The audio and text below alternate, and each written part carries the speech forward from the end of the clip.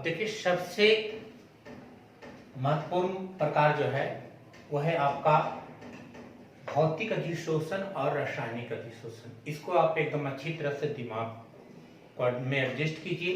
ये बार बार एग्जाम में पूछता है, कंपटीशन में नहीं, आपका मेन जो आपका एग्जाम होगा 12th का, उस एग्जाम में हमेशा पूछते रहता है कि difference between physical adsorption and chemical adsorption, physiotherapy and chemical. तो अब कहता है भौतिक अधिशोषण और रासायनिक अधिशोषण कहते किसको है, पहले इसके बारे में समझ लीजिए। ये आप समझिएगा, ये बहुत इंपॉर्टेंट टॉपिक है, इसी पे आधारित आप समझ लीजिएगा। आप डिफरेंस भी निकाल ले सकते हैं, डिफरेंस को भी अच्छी तरह से समझना होगा आपको। तो कहता है भौतिक अधिशोषण, जब ठोस के पृष्ठ पर यानी कि अधिशोषित अणु यानी कि अधिशोषक, ठोस के पृष्ठ कहने का मतलब अधिशोषक पर जब अधिशोषित अणु कमजोर बल, कम वीक फोर्स यानी कि इसको हम लोग कहते हैं वांडर वाल बल से चिपका होगा, तो ऐसा अधिशोषण भौतिक अधिशोषण कहलाता है। जो कमजोर बल से चिपका हो वो अधिशोषण कहलाएगा भौतिक अधिशोषण। और जब ठोस के पृष्ठ पर यानी कि अधिशोषक के पृष्ठ पर अधिशोषित अणु रासायनिक बंधन यानी कि जो आपको अबंध बनाता है, जो बंधन बना करके आपस में जुड़ा होगा, तो अब जो बंधन बनाएगा वो स्ट्रांग होगा, वो जो बंधन बनाएगा वो स्ट्रांग होगा। तो वो जो बंधन मजबूत बल से चिपका होगा, ऐसा अधिशोषण रासायनिक अधिशोषण कहलाता है।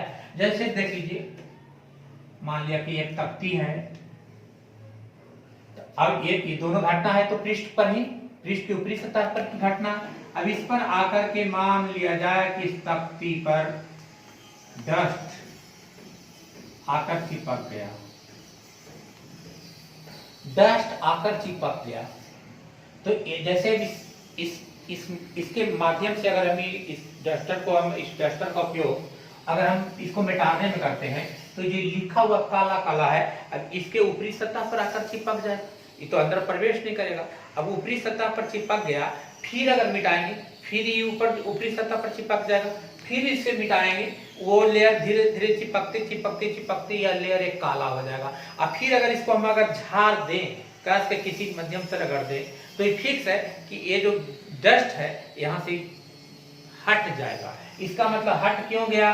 क्योंकि वह कमजोर बल से चिपका हुआ था। अगर कोई बॉन्ड बना लिया, अगर कोई बॉन्ड बना लिया, तो बॉन्ड बना लेगा तो वो दोनों आपस में अपने इलेक्ट्रॉनों को डोनेट और एक्सेप्ट करके जो बॉन्डिंग करेगा या शेयरिंग करके बॉन्डिंग बनाएगा, तो उसको झाड़ के अलग करना संभव नहीं है।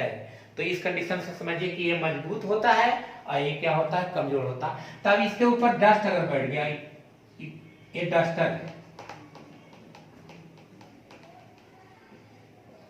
ये डस्टर के ऊपर चौक बैठा हुआ, तो चौक बैठा हुआ तो layer by layer, layer by layer, layer by layer, layer by layer, इस प्रकार ये लेयर अपना बनाते चला जाएगा।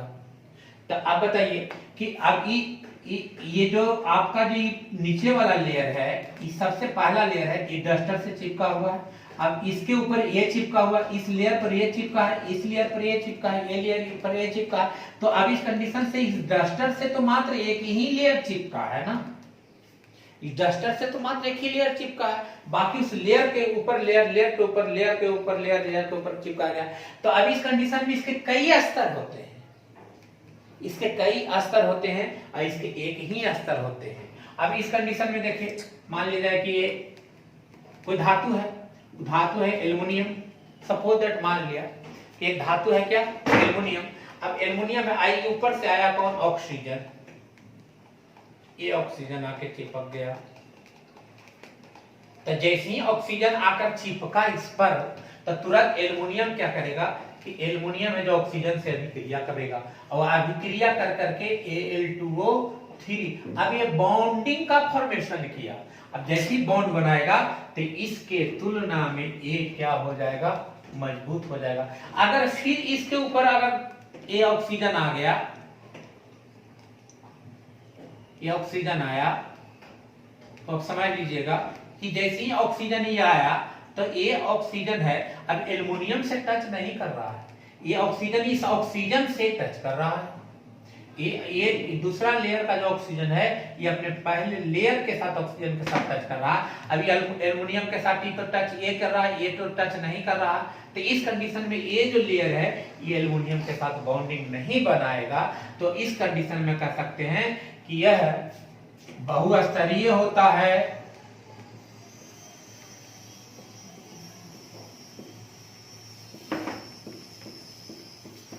यह बहुस्तरीय होता है या एक स्तरीय होता है।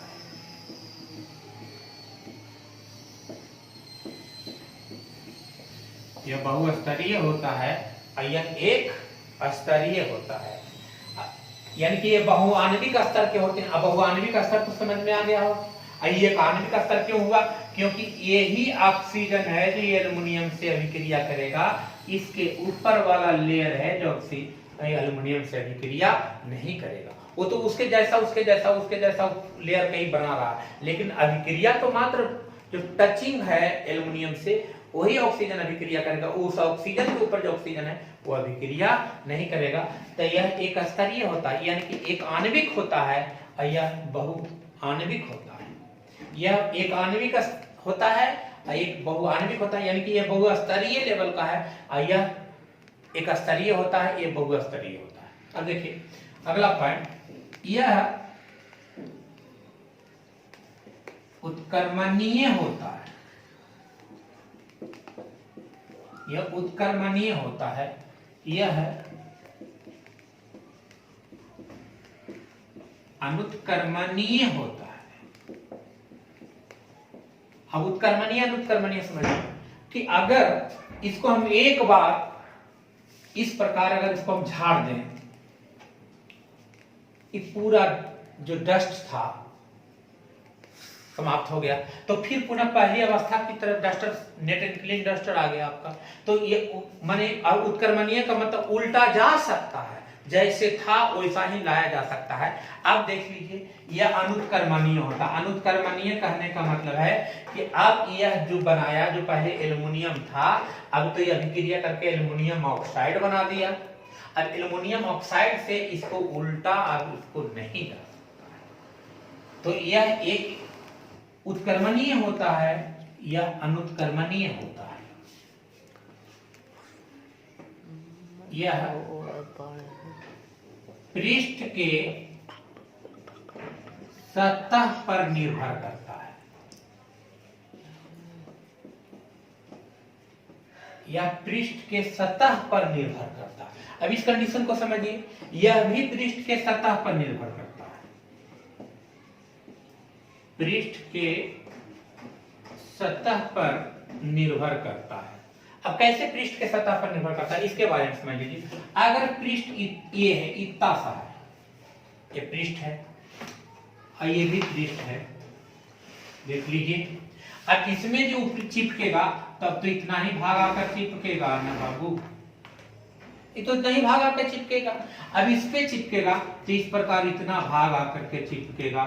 तो बताइए यह किस पर निर्भर कर रहा है? यह पृष्ठ के सतह पर निर्भर करता है। यह भी पृष्ठ के सतह पर निर्भर करता है। अब जितना बड़ा पृष्ठ होगा उतना बड़ा मजबूत बल से ये भी आकर चिपकेगा। तो ये निर्भर करता है पृष्ठ के सतह पर। ये दोनों निर्भर करता है पृष्ठ के सतह पर। यह बहुस्तरीय होता है, यह एक स्तरीय होता है, यह बहुआण्विक स्तर बनाता है, यह एक आणविक स्तर बनाता है, यह उत्क्रमणीय होता है, यह अनुत्क्रमणीय होती है। अब देख लीजिए इस प्रकार एक पॉइंट परिभाषा हो गया, दूसरा, तीसरा, चौथा। अगला पॉइंट देख लीजिए, यह प्रकृति में विशिष्ट नहीं होता है। विशिष्ट, यह प्रकृति में विशिष्ट नहीं होता है। अब विशिष्ट का मतलब, विशिष्ट कहते हैं भेदभाव। विशिष्ट कहते हैं किसको? भेदभाव को। तो इस यह प्रकृति में जो आपका भौतिक अधिशोषण है, यह प्रकृति में विशिष्ट नहीं होता है, लेकिन यह प्रकृति में अति विशिष्ट होता है। यह भेदभाव यह प्रकृति में विशिष्ट नहीं होता है या प्रकृति में विशिष्ट होता है। अब विशिष्ट का मतलब है कि भेदभाव, ये है जो भेदभाव है। कहने का मतलब है ये चुना हुआ चीजों को ग्रहण करने की क्षमता रखता है, और इसको जो चीज दे दो वो सब कुछ चुनने ग्रहण करने की क्षमता रखेगा। इसमें अधिशोषण की इंथैल्पी कम होती है। क्यों कम होती है? क्योंकि यह वान डर वाल बल से जुड़ा रहता है। इसमें अधिशोषण की इंथैल्पी ऊंच होती है क्योंकि यह रासायनिक बल से जुड़ा रहता है।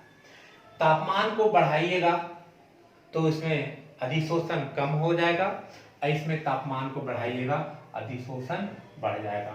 और लास्ट पॉइंट है कि इसकी सक्रिय ऊर्जा का मान कम होती है। सक्रिय ऊर्जा किसी भी अभिक्रिया जो आप पढ़े होंगे, रासायनिक बल गतिकी चैप्टर है, उसमें आप सक्रिय ऊर्जा के बारे में पढ़े हैं। इसमें सक्रिय ऊर्जा का मान कम होता है, इसमें सक्रिय ऊर्जा का मान अधिक होता है। इस प्रकार ये आपका भौतिक अधिशोषण और रासायनिक अधिशोषण जो इम्पोर्टेंट टॉपिक था उसको हम लोग ने अध्ययन कर लिया। अब एक बात को हमेशा याद रखिएगा कि ये जो है ये कोई पदार्थ है, पदार्थ के ऊपर जो चिपका हुआ भाग है वो हमेशा वान डर वाल बल से जुड़ा रहेगा, तब वो कहलाएगा भौतिक अधिशोषण। और जो रासायनिक बंधन अबंध बना करके जो जुड़ा रहेगा, इस प्रकार अबंध बना करके जो मजबूत से जुड़ा रहेगा वो कहलाएगा आपका भौतिक अधिशोषण। ये है रासायनिक अधिशोषण, एक कमजोर बल से चिपका रहेगा, ये मजबूत बल से चिपका रहेगा। इसको अगर हटा दिया जाए तो सारा लेयर समाप्त हो जाएगा, लेकिन ये समाप्त नहीं होगा क्योंकि ये आपस में डोनेट और शिफ्ट करके बाउंडिंग का फॉर्मेशन कर दिया है। आज हम लोग यहीं तक। अब हम लोग इसके पढ़ेंगे अधिशोषण समतापीय वक्र, अगला टॉपिक है।